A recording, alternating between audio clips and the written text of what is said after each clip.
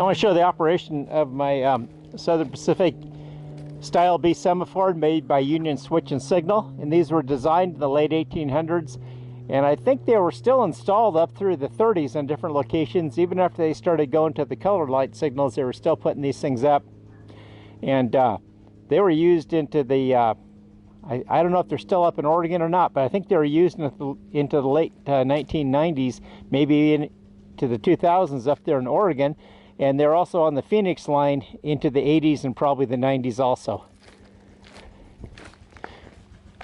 So it's the fail-safe signal. When the power is off, the blades are in the stop position, which is straight across here, and then the red lenses would be lit. And this is a two-position one, and what that means is if the top blade is down, then that means it's clear there, and the yellow one is straight across. That's an approach signal. You just pay attention to the yellow signal. If they're both down, that's a clear signal, and if they're both in this position, then it's a stop signal.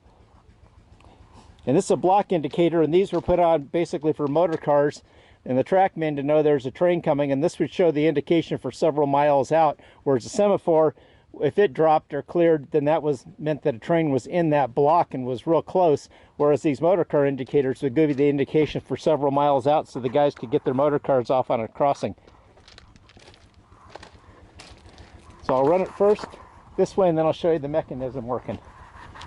The first thing you'll see is that block indicator is going to go to clear, and then the signal, the semaphore blades will drop.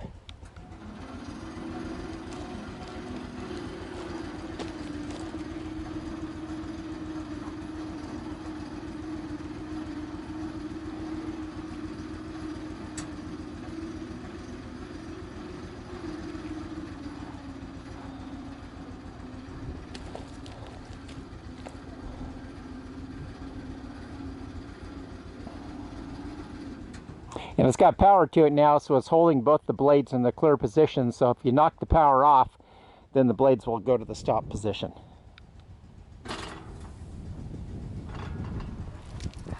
Try a different angle.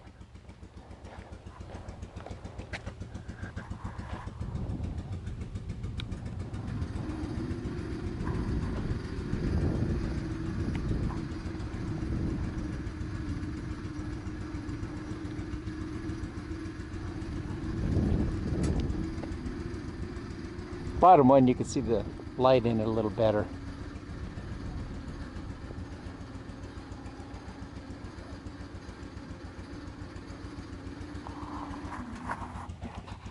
Then the number plate on it is 4452, which meant it's an even signal because the last two digits are an even number.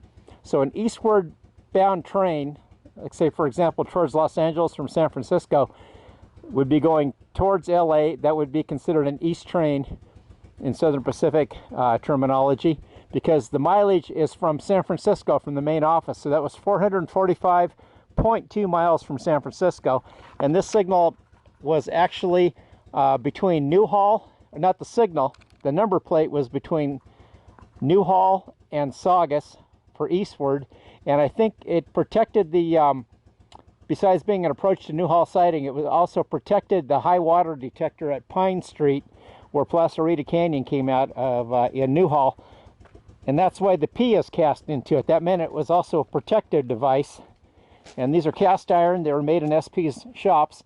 So the P meant protective signal, and the numbers meant it was a block signal, which has different rule variations of why you can just go by it without stopping in different scenarios and things like that without permission from a dispatcher or operator or anything. And then the P meant you had to stop short of whatever it was protecting, which was that high water indicator, make sure the bridge wasn't undermined the pilings. So you'd have to actually stop the train and get out, and somebody would have to kind of scoot down the bank a little bit and make sure nothing was caved in.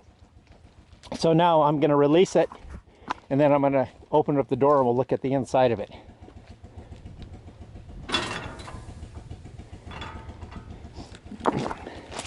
And it's got a little brass lock on it too. That's marked SP Company. And the way the whole thing works is this little tiny motor down here that's got a patent date of 1800 and something, 1890 something on that motor. It turns, it spins this big gear in the back, which I'll show you.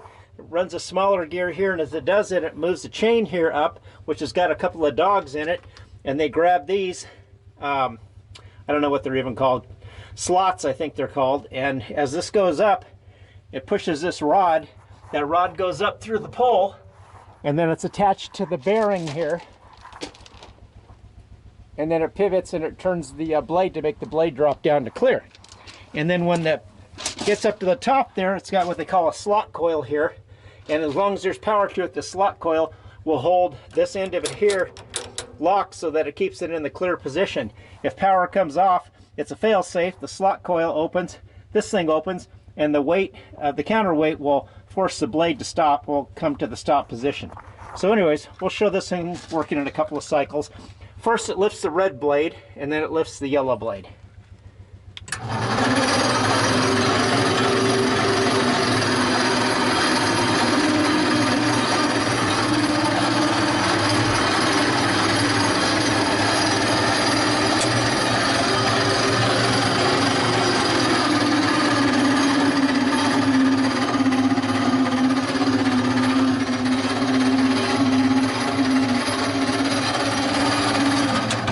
And now when I turn the power off, this coil is going to de-energize here, and when that drops, then this will move, and then that will let go here, and the blade will drop. So kind of does it quick. And these are air dampers here to keep the blade from just crashing down and beating the signal to pieces. So we'll run through it again.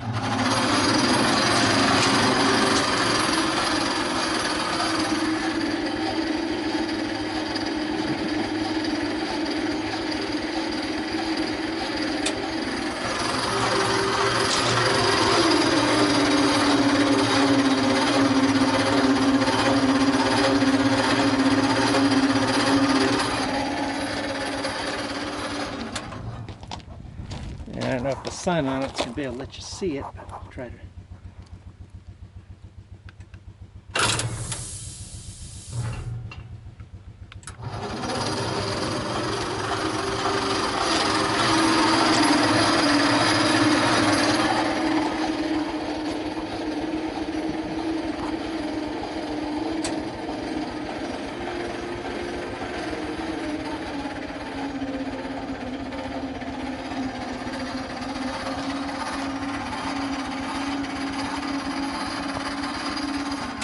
So when you hear the slot coil release, you'll hear the air damper here, let the air out of the top of these vents, and that keeps this whole thing from crashing down. So you hear the click and the air and the blade drop.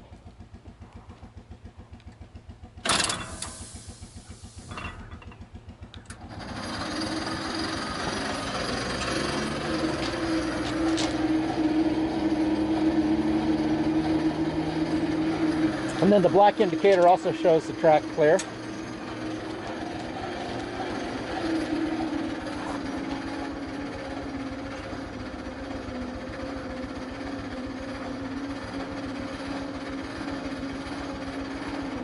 And you'll see the black indicator drop and then go clear. From clear to stop position when they're flat across there and stop.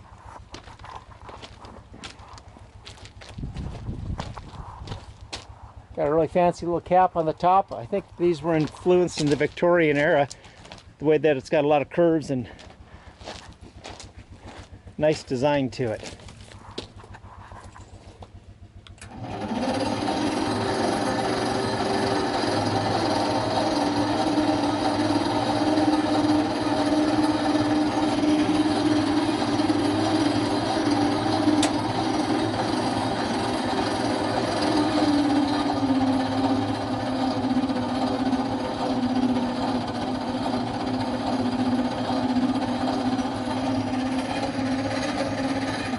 And then you see the back of the blades are this one's black and white, and the other one up there I think that's also black and white.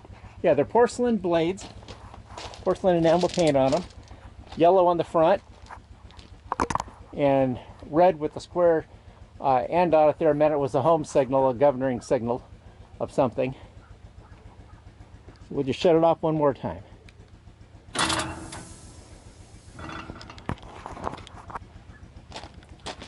It's a Union Switch and Signal Company.